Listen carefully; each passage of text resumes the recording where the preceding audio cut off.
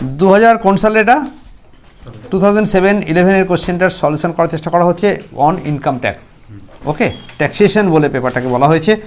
Choose which of the following is regarded as the direct tax. আমরা কি জানি কাকে বলে ডাইরেক্ট ট্যাক্স? বলে দিই একটুখানি। যখন যার উপরে ট্যাক্স চাপানো হচ্ছে সে নিজেই ট্যাক্সটা জমা দেয় তখন তাকে বলবো ডাইরেক্ট ট্যাক্স। তাহলে কাকে বলে ইনডাইরেক্ট ট্যাক্স? যখন যার উপরে কর চাপানো হচ্ছে সে নিজে ট্যাক্স না দিয়ে, ট্যাক্স জমা না দিয়ে, ট্যাক্স তো সে কথা যার উপরে টাকা ট্যাক্স চাপানো হচ্ছে তাকে ট্যাক্স দিতেই হবে, কিন্তু ট্যাক্স না দিয়ে সে কী করে, সে নিজে থেকে জমা না দিয়ে ওটা আরেকজনের মাধ্যমে জমা পড়ে, তখন তাকে ইনডাইরেক্ট ট্যাক্স বলে। ব্যাপারটা একটু খুলে বলি। জিএসটি, আমি যখন জিনিসটা কিনছি, এটা কিনেছি, আমাকে জিএসটি দিতে হয়েছে, রাইট? জিএসটি তো আমি দিলাম, তো আমি কি ইনকাম ট্যাক্স, আমি কি ট্যাক্স অফিসে গিয়ে জমা দিয়ে এসেছি? আমি দিয়েছি কাকে? দোকানদারকে। দোকানদার নিয়ে গিয়ে জমা দিল ইনডাইরেক্ট ট্যাক্স। ইনকাম ট্যাক্স, আমি ইনকাম করেছি, আমি ট্যাক্স দেবো, তাহলে সেটা কী হয়ে যাবে? Direct tax. ক্লিয়ার একদম?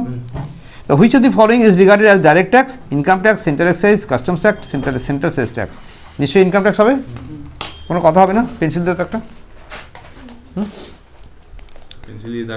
হ্যাঁ, এছাড়া সময় নেই হাতে আমার, যেহেতু অন ভিডিও হচ্ছে। Mister X receive children education allowance. Mister X receive করেছে চিলড্রেন এডুকেশন অ্যালাউন্স 500 টাকা করে per month from his employer for his only son. 100, মাত্র একটাই বাচ্চা হলো। এই 500 টাকা থেকে his taxable amount of income children education allowance বার করো। তো আমি কী করে করব? দেখ বাবা, চিলড্রেন এডুকেশন অ্যালাউন্সের জন্য আন্ডার সেকশন 10.14(2) বলে একটা সেকশন থাকবে, যেখানে বলা হয়েছে 100 টাকা per child up to maximum of 2টো বাচ্চা, মনে আছে তো? আপ টু ম্যাক্সিমাম অফ 2টো বাচ্চা পর্যন্ত হবে। তো 2টো বাচ্চার বদলে আমার এখানে কটা বাচ্চা আছে? একটা বাচ্চা, তাহলে 1200 টাকা ছাড় হবে। তাহলে কত টাকা ছাড় হবে? তাহলে বছরে 1200 টাকা। আমার পেয়েছি কত? 500 ইন্টু, বলো তাতে করে, 500 ইন্টু 6000 টাকা পেয়েছি। এখান থেকে লেস করো 1200, উত্তর আসবে কত? 4800 আনসার। চলবে? Next question, residential status of an individual SSC shall be determined as under once and it will continue for ever. একবার যদি কাউকে করা হয় সেটাই থেকে যাবে, তা তো থাকবে না, কারণ রেসিডেন্সিয়াল স্ট্যাটাস ডিপেন্ড করে how many days you are staying in India. It may differ year to year, that is why in each year that, তাহলে কী বলেছি আমি? It may differ from year to year, that is why each year of the previous year should be determined separately. As per section 2A of Income Tax Act, tax paid for the year is known as যে বছরে tax paid for the year is known as, যে বছরের জন্য tax দেওয়া হচ্ছে তাকে কি বলা হবে? প্রিভিয়াস ইয়ার অ্যাসেসমেন্ট ইয়ার। ঠিক করে বলো। অ্যাসেসমেন্ট ইয়ার তো যে বছরের জন্য দেওয়া হচ্ছে সেটা প্রিভিয়াস ইয়ার, আর যে বছর দেওয়া হচ্ছে সেটা হচ্ছে ওকে ফাইন। তাহলে যে বছরের জন্য দেওয়া হচ্ছে সেটা হচ্ছে,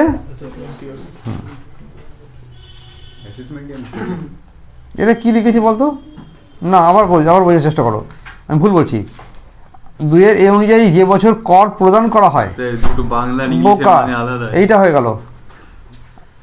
পেইড ফর মানে হচ্ছে পেইড ইন দ্য ইয়ার, এটা এখানে উচিত ছিল paid in the year known as assessment ইয়ার। আবার বলে রাখি, পেইড ইন দ্য ইয়ার হলে assessment year, paid for the year কোন বছরের জন্য তুমি দিচ্ছ তাহলে হলে প্রিভিয়াস ইয়ার হতো। ফর দ্য ইয়ার হলে প্রিভিয়াস ইয়ার হবে। বাংলায় বলেছে ইন দ্য ইয়ার, তাহলে বাংলার আনসারটা অনুযায়ী অ্যাসেসমেন্ট ইয়ার আর ইংলিশ আনসার অনুযায়ী প্রিভিয়াস ইয়ার চলবে। তাহলে কিন্তু ফর থাকতে হবে। Daily allowance of MLA and MP, এটা ফুললি ট্যাক্স ফ্রি নাকি এটা কি লিখেছে? ফুললি ট্যাক্সেবল, তারপর হচ্ছে ফুললি এক্সেমটেড, তারপরে এক্সেমটেড 50,000 টাকা পর্যন্ত, আর fully taxable from income from salary, কোনটা হয় বলো? 1017 অনুযায়ী MLA MPরা যদি কোনো ডেইলি অ্যালাউন্স পায়, what does it call daily allowance? Do you know? একজন MP MLA কে রেগুলার কি পার্লামেন্টে যেতে হয়? রাইট, রেগুলার নিশ্চয়ই লোকসভায় বিধানসভায় যেতে হয় না। তাহলে যেদিনকে যাবে সেদিনকে যাওয়ার জন্য গিয়ে ওখানে যে ও বসছে তার জন্য অ্যাটেন্ডেন্স অনুযায়ী ওকে একটা এক্সট্রা টাকা দেওয়া হয়। That is called daily allowance for the MLA and MP. It is regarded to be tax free, exempted under section 1017, right? পরেরটা F, number of heads of income under income tax অ্যাক্টে এক হাত ছিল, মনে আছে? 5 আঙুল, 5 রকম হেড। তাহলে আনসার কোনটা হবে? 5 হেড। সমাজটা করছি না। Mister X and Indian citizen. Mister X and, জোরে বল। First time went to England on 1 January 2017 সালে ফার্স্টে গিয়েছিল। For taking employment in a British company for 3 year, 3 বছরের জন্য কাজ নিয়ে 13 সালে চলে গেছিল লন্ডন। ঠিক আছে? The completion of the টেনিয়ার of service he came back to India. 3 বছর পরে ও ভারতবর্ষে ফিরে এলো 16 সালে। পাক্কা? তুমি বলো ও রেসিডেন্সিয়াল স্ট্যাটাসে ও কী দেখাবে? যদি কিনা প্রিভিয়াস ইয়ার হয় 15-16, যদি কিনা প্রিভিয়াস ইয়ার হয়। মিস্টার এক্স একজন ইন্ডিয়ান সিটিজেন, তিনি তো বাইরে গেলেন। তারপরে উনি ফিরেছেন কত থেকে বললো? 3 ফেব্রুয়ারি থেকে ইন্ডিয়াতে ফিরলো। আমার বছরটা কবে শুরু হচ্ছে? 1/4/15 থেকে 31/3/16। এই যে 31/3/16 মধ্যে ও থাকে ফেব্রুয়ারি থেকে। তাহলে ফেব্রুয়ারি থেকে যদি 31 পর্যন্ত হয়, কদিন হয়? মনে কর ফেব্রুয়ারি মাসের 2 দিন পরে এসছে। তাহলে ফেব্রুয়ারি মাসটা ছিল ওই বছরে 29 দিনে। তাহলে ফেব্রুয়ারি মাসের 27 দিন থাকলো, আর এখানে গিয়ে 31 দিন থাকলো। তাহলে সব মিলিয়ে কত হলো? 58 দিন। মাত্র প্রিভিয়াস ইয়ারে 58 ডেজ রয়েছে। তাহলে আমাকে বল রুল কি বলছে? সেকশন 6(1)(a) বলছে তুমি যদি নর্মাল পিপল হও তাহলে তোমাকে 60 দিন ইন্ডিয়াতে থাকতে হবে। আর তুমি যদি going abroad for employment purpose হও, 6(1)(a) না 6(1)(c)? 6(1)(c), right. কমপক্ষে তাকে 182 দিন থাকতে হবে, ফার্স্টে বলেছিল, রাইট? সেটা তো হলো না, 182 দিন নেই, 58 দিন আছে।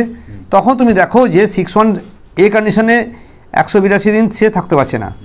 তাহলে 6(1)(c) কন্ডিশনের মধ্যে তাকে 60 দিন থাকতে হবে মিনিমাম। আগের কন্ডিশনটা দেখি 60 দিনও নেই, সে মাত্র 58 দিন আছে। যদিও as he has gone abroad for the purpose of employment, তাহলে এই 60 দিনটা বাড়িয়ে 182 দিন করতে বলেছিল। পাক্কা? তার মানে এক কথায় কী হয়ে গেল? সে 6(1)(c) কন্ডিশন ফেল করলো এবং এই লোকটা নন রেসিডেন্ট হয়ে গেল। কী হয়ে গেল বলো? Non resident. বোঝা যাচ্ছে? আমি আস্তে আস্তে স্লো করে এগোচ্ছি। ইফ অ্যান ইন্ডিয়ান অরিজিন মানে মিস্টার ভট্টাচার্যি বলে একজন ছিলেন, তিনি লন্ডন থেকে ফিরছেন, তাকে বলে person of Indian origin, PIO। পাক্কা? He should stay dash days in India for resident India in the previous year. কতদিন থাকতে হবে? যদি ইন্ডিয়ান অরিজিন থাকে তাহলে সে ভারতবর্ষে ফিরে আসার জন্য কদিন থাকতে হবে রেসিডেন্ট হতে গেলে? সেক্ষেত্রে এক্সেপশন নাম্বার 60 ছিল। পাক্কা? 6(1)(c) অনুযায়ী। House rent allowance received by an employee from his employer. বাড়ি ভাড়াতে থাকার জন্য কোম্পানি কী করেছে বলো? কোম্পানি ওকে টাকা দেয়। That is called HRA। The section, কোন সেকশনের দ্বারা তুমি এর ছাড় আদায় করতে পারো? Section 1013A। বেশি বুদ্ধি নেই, সেকশন 1013A মুখস্থ। পাক্কা? If a person satisfy the condition of section 6(1) but he does not satisfy the condition of section 6(6), একটা 6(1) পালন করলাম, 6(1) স্যাটিসফাই করলো, 6(6) করলো না, 6(6) করলো না, তখন তাকে তুমি কি বলবে? আবার বলি, 6(1) কন্ডিশন ফুলফিল করে তুমি রেসিডেন্ট হইলে, কিন্তু 6(6) না হয়ে কন্ডিশন স্যাটিসফাই না করে তুমি কি হয়ে গেছো? নট অর্ডিনারি রেসিডেন্ট হয়েছো। একবার রেসিডেন্ট হলে তারপরে কি হলে? নট অর্ডিনারি রেসিডেন্ট হলে। একবার রেসিডেন্ট, তারপরে তাহলে একবার তো সে 6(1) স্যাটিসফাই করেছে, মানে তখনই তাকে লিখে দিলাম রেসিডেন্ট। আর যখনই 6(6) ফেল করলো তখনই তাকে বললাম not ordinary resident, NOR, not ordinarily resident. তাহলে কোন লাইনটা এখানে জাস্টিফাই করছে? Resident but not ordinary resident, B number question line. চলবে?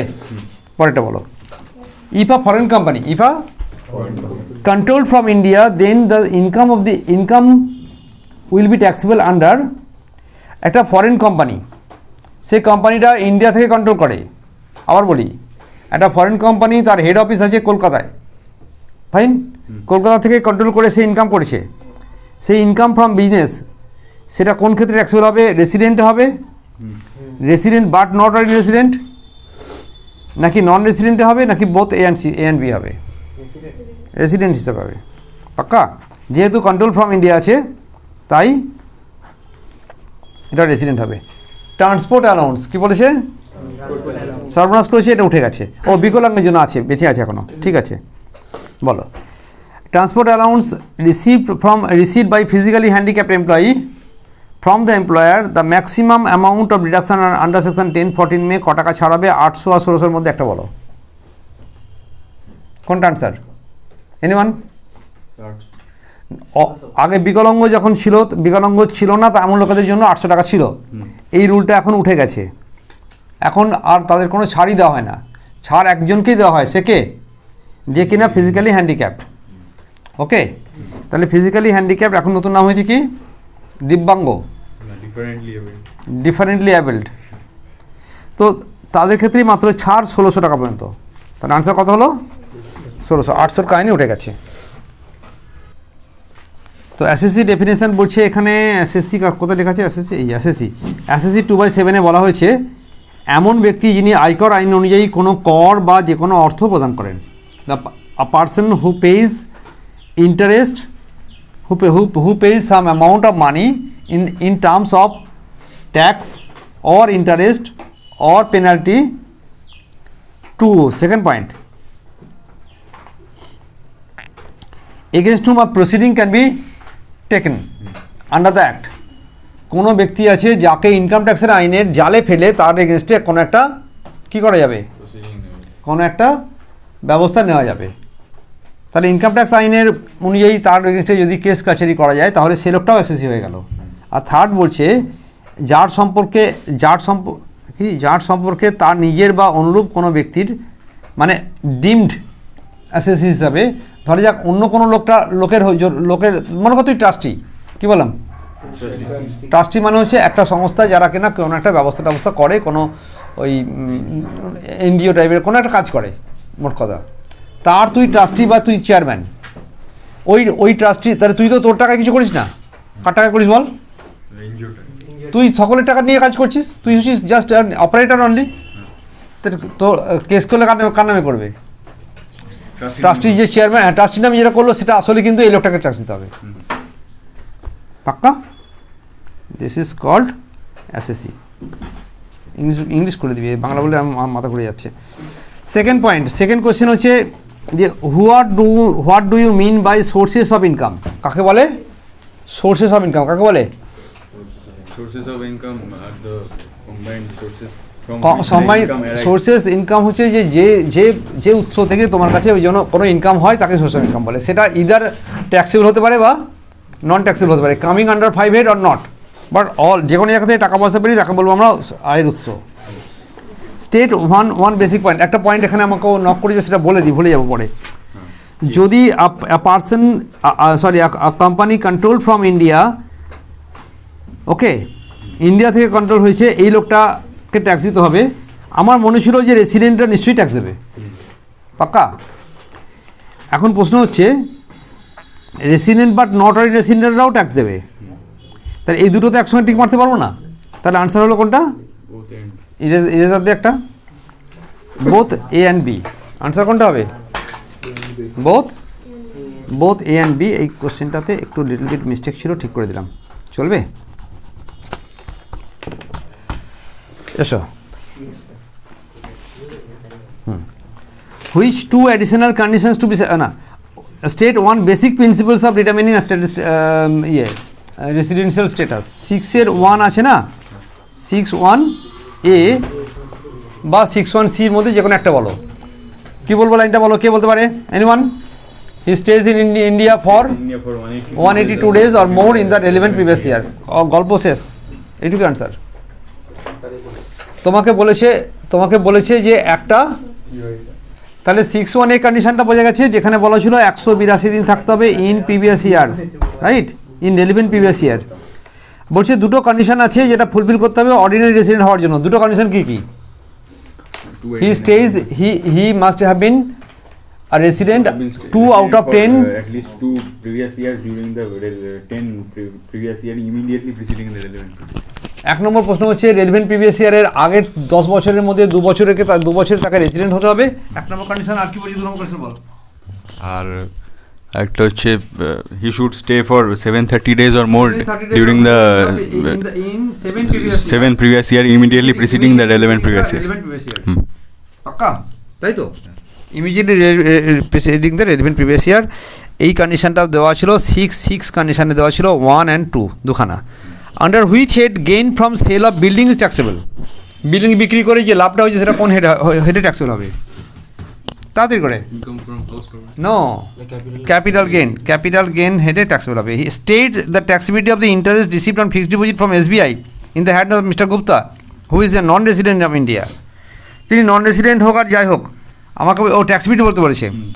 তিনি একজন নন রেসিডেন্ট, তিনি স্টেট ব্যাংক থেকে ইন্টারেস্ট পেয়েছেন। এটা ট্যাক্সেবল হবে কি না ট্যাক্সেবল হবে? ইট is not taxable, it is non taxable. State the taxability of the consultancy fees received from the service rendered in Japan and received in India in the hands of Mr. Bagchi, who is a resident and ordinary resident in India. আমার নাম mister Bagchi, আমি ইন্ডিয়াতে নিয়ে এসেছি টাকা পয়সাগুলো, কিন্তু আমি কনসালটেন্সি সার্ভিস করেছি একটা জাপানিকে, কোনো জাপানে আমি সার্ভিস দিয়েছি, আমি টাকা ইনকাম করেছি, সেই ইনকামটা আমি এখানে নিয়ে এসেছি। আমি রেসিডেন্ট অ্যান্ড অর্ডিনারি রেসিডেন্ট, তাহলে কি আমাকে ওতে ট্যাক্স দিতে হবে কি হবে না? Received in India. ট্যাক্সেবল, হ্যাঁ, fully taxable. Mister Sen of Kolkata earns income of 50,000 rupees from agricultural land situated in Nepal. What is the implication of the tax implication of the income? নেপালের জমিতে আমি টোবাকো চাষ করেছিলাম, পাক্কা? নেপালের জমিতে সব খুব হয়, রাইট? ওই জমিতে চাষ করে এবং ওখানে লিগালাইজড, ঠিক আছে, তুমি করতেই পারো। ভারতবর্ষে যে এত সিগারেট বিক্রি হয়, এগুলো কি আয়ুর্বেদিক না আয়ুর্বেদিক নয়? প্রশ্ন আছে কি না ভাই? স্যার কী বলছেন, আমি তো কিছু অন্যায় করছি না, আমি তো আয়ুর্বেদিক জিনিস খাচ্ছি। আসলে কী খাচ্ছি বলো? সিগারেট আর বিড়ি খাচ্ছি। ওটা তাহলে কোথাও চাষ হচ্ছে এবং সরকারি পদ্ধতিতে চাষ হচ্ছে।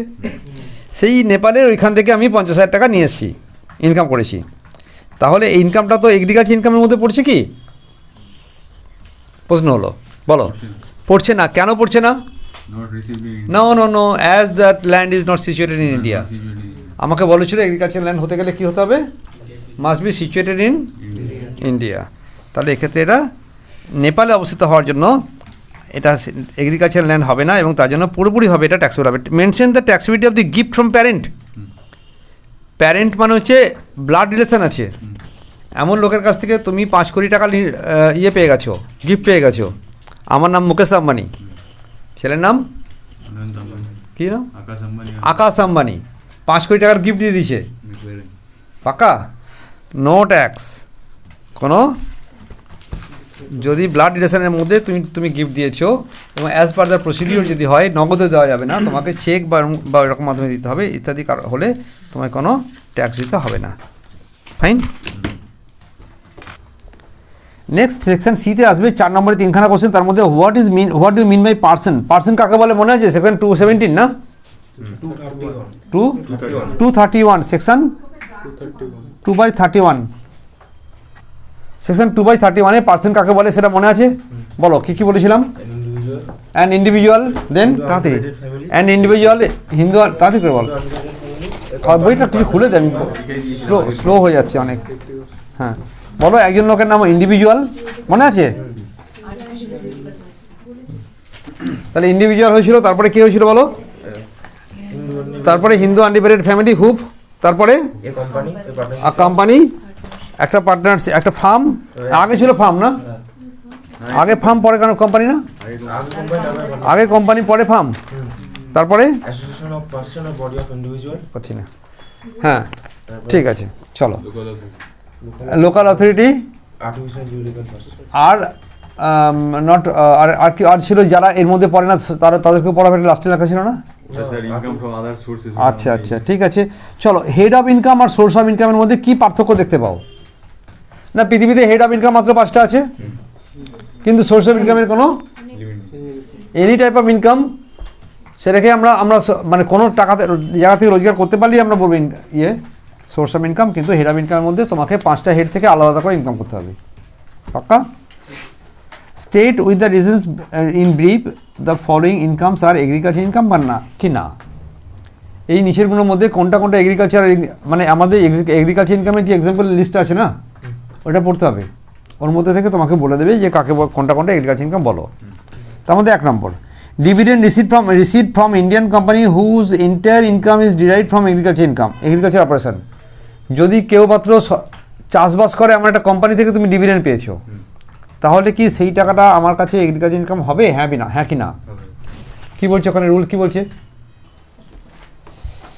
তাহলে এই লোকটা যে ডিভিডেন্ডটা পাচ্ছে, কেন ডিভিডেন্ড পাচ্ছে বলো? Because he is a share holder, he is not a cultivator, right? সেই যে কোম্পানি থেকে পাচ্ছে সেই কোম্পানিটা কাল্টিভেশন করে, but he is nothing but a share holder. তাই এটা হচ্ছে not agriculture income, not agriculture income. Income from agriculture the land situated in Bangladesh থেকে ইনকাম হয়েছে, নট ইন ইন্ডিয়া, তাহলে নট এগ্রিকালচার ইনকাম। ইন্ডিয়া না হওয়ার জন্য একটা আলোচনা করেছি। Income from poultry and dairy, কী বলিস ওখানে দেখে নাও। তো এগ্রিকালচার ইনকাম নিয়ে বলতে গিয়ে আমরা বলেছিলাম যে তোমাকে কিন্তু ল্যান্ডকে করতে হবে, কাল্টিভেশন অফ ল্যান্ড। কী বললো? তা ভাই তুমি মুরগি টুরগি তো মাটির উপরে করবে, এনে কোনো কথা নেই, গরুও মাটির উপরে থাকে, কিন্তু সেটা কি কাল্টিভেশন হচ্ছে ল্যান্ডের? So it is not agriculture income. পাক্কা? তেমনি আচ্ছা, salary receive by a partner from a firm engage in agriculture operation, agriculture অপারেশনের মধ্যে দিয়ে যদি কোনো একটা কাজ চলে এবং তুমি তার পার্টনার হয়েছো একটা ফার্মের জন্য, সেটা এডি ইনকামের মধ্যে পড়ছে। Give any 4 example of partially agriculture income and partially non agriculture income. কে বলতে পারে তাড়াতাড়ি করে? মনে পড়ছে তোরা শিখেছিলে এটা? টি হ্যাঁ, চা কত পার্সেন্ট বলো? 60%। তোমাকে অত বলতেই বলেনি, শুধু বলবে চা, তারপরে কি বলেছে বল? বাপ রে বাপ। কফি, এই দেখ কফি বানান, এটা বলে কফি। কফির আবার 2টো ভাগ ছিল, মনে আছে? একটা র কফি, একটা প্রসেসড কফি। এছাড়া আর কি আছে? রাবার আছে। তাহলে কফি 2টো বলবে আর রাবার বলবে, একটা র, একটা প্রসেসড, আর একটা রাবার। তাহলে 1 নম্বর হলো, 2 হলো, আর 3 হলো, আর 4 হলো। ওকে,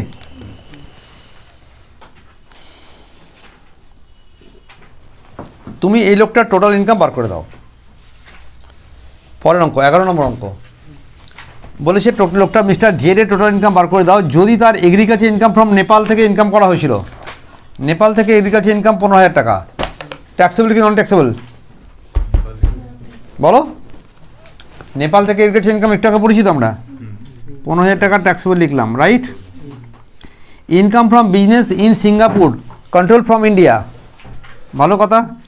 তোমাকে লোকটা যেহেতু রেসিডেন্ট হয় তাই তোমাকে ট্যাক্স দিতে হবে।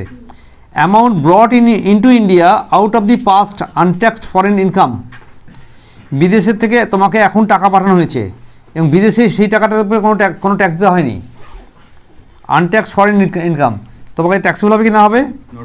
Not taxable. পুরোনো দিনের কোনো টাকা এখন যদি ইন্ডিয়াতে ফিরিয়ে নিয়ে এসেছো, তোমায় কোনো ট্যাক্স দিতে হবে না। পাক্কা? Dividend receive from London in London from American company out of which 5,000 emitted to India, ভারতবর্ষে পাঠিয়ে দিলে ট্যাক্স দিতে হবে। ওকে, ডিভিডেন্ড ফ্রম ফরেন কোম্পানি, এমনি ফরেন কোম্পানি ডিভিডেন্ড সবসময় ট্যাক্সেবল হয়, ইন্ডিয়ান কোম্পানি ডিভিডেন্ড এখন ট্যাক্সেবল হয়ে গেছে, কিন্তু তুমি পেয়েছো লন্ডনে, পেয়ে তুমি ইন্ডিয়াতে সেন্ড করেছো, তাহলে তোমাকে ট্যাক্স দিতে হবে। অ্যান্ড দেন এটা যোগ করে দাও, কত টাকা হলো না? 12.17 মাসে এটা কত? 27 মাসে 32,000 টাকা, হ্যাঁ না 32,000 টাকা হলে 15,000 টাকা 12,000 টাকা, 27 মাসে 32,000 টাকা। পাক্কা? ও আইডিয়া, এখানে আবার দারুণ মজা করেছিল, একবার রেসিডেন্ট হিসাবে করো আর একবার নট অর্ডিনারি রেসিডেন্ট হিসাবে করো। পাক্কা? চলো আমরা পরের অঙ্কে যাচ্ছি, আর ভালো জেনে বলতে আমার। গ্রুপ ডিতে বলছে কিনা তুমি একটা প্রাইভেট কোম্পানিতে চাকরি করো, তুমি বলো লোকটার স্যালারি ইনকাম কত টাকা হবে। বেসিক স্যালারি আছে 25,000 টাকা করে, কত টাকা আছে বল? তো স্যালারি ইনকাম 25,000 টাকা করে হলে কি হয় দেখা যাক, বল কত টাকা ছিল? তাহলে বেসিক কত হলো? 25,000 টাকা ইন্টু 12 কত হবে? 3 লাখ টাকা ইনকাম হয়ে গেল, রাইট? তারপর বলছি ডিএ, তারপর কি বলেছি বলো? ডিএ আছে ক টাকা? 10,000 টাকা পার মান্থ। 10,000 ইন্টু 12 করো, কত হলো? এটা ফর্মিং পার্ট অফ স্যালারি, সঙ্গে সঙ্গে যোগ করে দেখিয়ে রাখ একবার, 4,20,000 টাকা, রাইট? কমিশন পেয়েছো, কমিশন কত পেয়েছো? 20,000 টাকা পার মান্থ, সর্বনাশ করেছে। তাহলে 20,000 টাকা ইন্টু 12, 2,40,000 টাকা পেলাম কমিশন, পার্সেন্টেজ দেয়নি। মেডিকেল অ্যালাউন্স, মেডিকেল অ্যালাউন্স পেয়েছে, মেডিকেল অ্যালাউন্স পেয়েছে 4,000 টাকা করে খরচা করে দিয়েছে, কিন্তু পেয়েছে 6,000 টাকা, তাই তো? যত টাকা পাবে তত টাকা খরচা, তত টাকা ট্যাক্সেবল। খরচা কত করেছো? মেডিকেল খরচার জন্য কোনো ছাড় পাওয়া যায় না। Fixed medical allowance is always taxable. Children hostel allowance, 1 child পেয়েছে কত বলো? 1,000 টাকা পার মান্থ। তাহলে 1,000 টাকা ইন্টু 12, কটা বাচ্চা? একটা বাচ্চা, তাহলে কত টাকা হলো? 12,000 টাকা। আর ছাড়ের পরিমাণ কত বলা ছিল সেকশন 1042-2-তে? এক্সেমশন লিখবে এখানে, হ্যাঁ, আন্ডার সেকশন 1042-তে বলা ছিল 300 টাকা করে 12 মাস। 3600 টাকা মাইনাস করলে কত হবে? 8,400 টাকা। তারপরে কি পেয়েছে লোকটা? হি paid rent,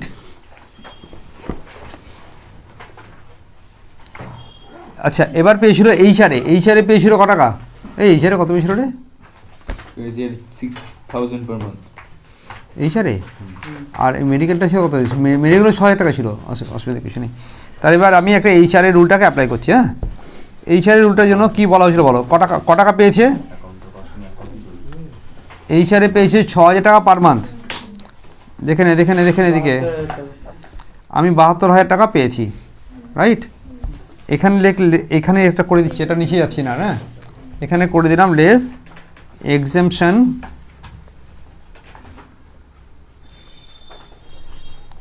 under section 1013A, এখানে এ লেখ অ্যাকচুয়াল এইচআরএ রিসিভড, পুরো লিখবে এরকম পরীক্ষাতে। অ্যাকচুয়াল এইচআরএ রিসিভড 72,000 টাকা, ইনার কলাম লিখবি এখানটায়।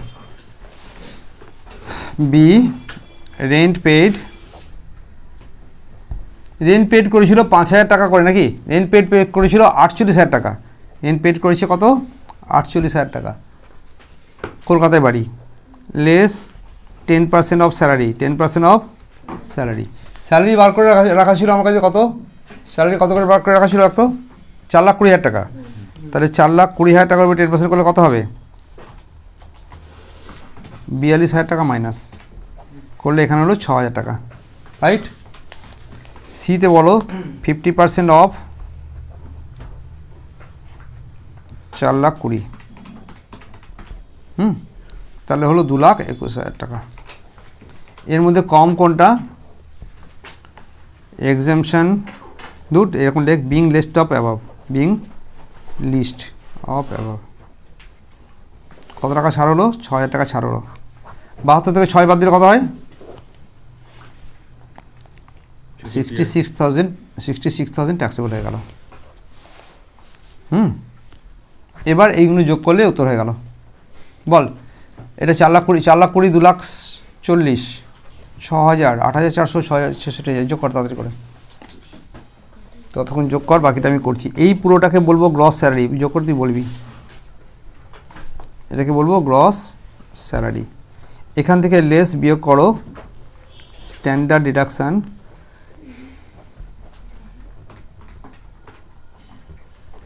আন্ডার সেকশন 16(1)(a), 50,000 টাকা পুরো মাইনাস হয়ে যাবে, রাইট? আর পি ট্যাক্স নেই, তাই কিছু করবো না। আছে? ওহো, এবার লেখো পি ট্যাক্স 16,300, তাহলে এটাকে ইনার কলম দেখাতে হবে। 50,000 টাকা আর 2,400 টাকা আছে পি ট্যাক্স, মেরালে হবে কত? 52,400 টাকা মাইনাস করে দে, উত্তর করে দে। বল এটা যোগ করলে কত হলো? প্রথমে 7,40,400, 7,40,400 থেকে 52,400 মাইনাস কর, minus 52,400, 6,88,000 is your income from salary. এর পাশে লিখে দেবে ইনকাম ফ্রম স্যালারি, হেডিং যেমন লিখতে হয় সেরকম লিখবি, নম্বর দেবে না। তো এই হলো 2017 সালের ইনকাম ট্যাক্স কোশ্চেনটার সলিউশন। না আরও আছে রে, মজা আছে। চলো একটা কোশ্চেন আছে, এরা বলছে যে রেন্ট ফ্রি অ্যাকোমোডেশনে পেতে গেলে তোমার কাছে কী রুল আছে সেটা ইচ্ছা করে তুমি বলে দাও। 25 লাখের বেশি হলে 15%, 10 লাখ থেকে 25 লাখের মধ্যে হলে লোক সংখ্যা 10%, যে রুল শিখেছি সেটা করবো। সেকশন 17(2)(1) 4টে ট্যাক্স ফ্রি পারকুইজিটের উদাহরণ দাও। কে বলতে পারে? ট্যাক্স ফ্রি পারকুইজিটের ভেরি কমন এক্সাম্পল এরা বলছে vehicle provided for journey from residence to office and back to residence. বাড়ি থেকে অফিস আর বাড়ি থেকে অফিস থেকে বাড়ি আসার জন্য তোমাকে কোনোভাবে যদি পারকুইজিট দিয়ে থাকে সেটা, মানে গাড়ি ফেসিলিটিস দিয়েছে, মানে দেয় না, টিসিএস ফিসিএস দেয় না, গাড়ি করে যাতায়াত দিয়ে দেয়। তা ওদের লোকেদেরকে তো খুব অড টাইমে চাকরি করতে হয়। তো দ্যাট ইজ ওয়াই সরকার বলেছে এই ধরনের জার্নি দেওয়ার জন্য তোমায় কোনো ট্যাক্স দিতে হবে না। পরেরটা বলছি, ফ্রি টি অ্যান্ড স্ন্যাক্স দেওয়া হবে অফিস আওয়ারের মধ্যে, অফিস প্রিমাইসেসের মধ্যে। মনে করো অফিসের হালকা একটা কোনো জায়গা করা আছে, সেখানে গিয়ে মানুষকে চা ফা দেওয়া হয়, সেইখানে যে চা এবং স্ন্যাক্স দেওয়া হবে তার জন্য কোনো ট্যাক্স দিতে হবে না, যে খরচাটা তোমাকে কোম্পানি তোমাকে করে দিচ্ছে। ইউজ অফ টেলিফোন, কালকে বলেছিলাম, telephone charge actually for the necessity, তাই তোমাকে এইরকম ধরনের টাকা যদি কোম্পানি ফেরত দিয়ে দেয় তোমায় কোনো ট্যাক্স দিতে হবে না। Use of laptop and computer provided by the computer, use কিন্তু ফ্রিতে দিয়ে দেবে না তোমাকে, বলেছে এই ল্যাপটপটা নিয়ে বাড়ি যাও, কাজকর্ম করো, ইউজ করো, বাহ, কোনো ট্যাক্স দিতে হবে না।